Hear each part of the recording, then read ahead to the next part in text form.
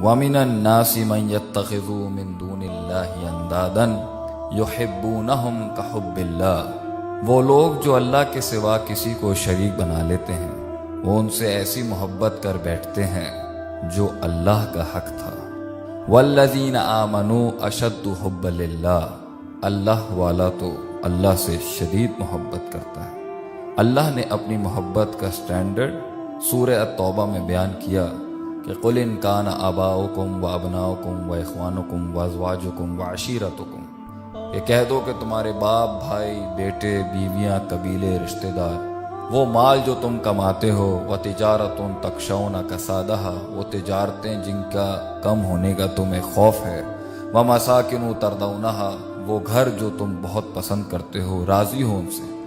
أَحَبَّ إِلَيْكُم مِّنَ اللَّهِ وَرَسُولِهِ، یہ تمہیں اگر اللہ اور اس کے رسول سے زیادہ محبوب ہو جائیں، وَجِهَادٍ فِي سَبِيلِهِ، اور اس کی راہ میں جہاد کرنے سے، فَتَرَبَّصُوا حَتَّى يَأْتِيَ اللَّهُ بِأَمْرِهِ، تو پھر انتظار کرو اس حد تک کہ اللہ کا عذاب تم تک نہ آ جائے، وَاللَّهُ لَا يَهْدِي الْقَوْمَ الْفَاسِقِينَ، اور اللہ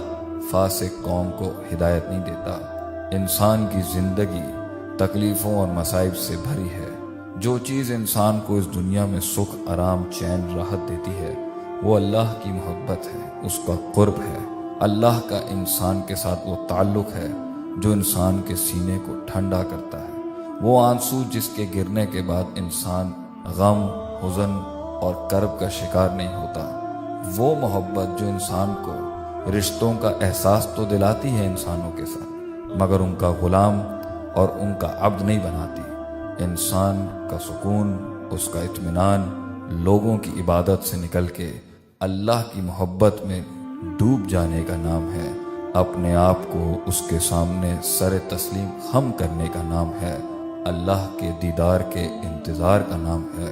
جنت میں اللہ سے ملاقات کا نام ہے۔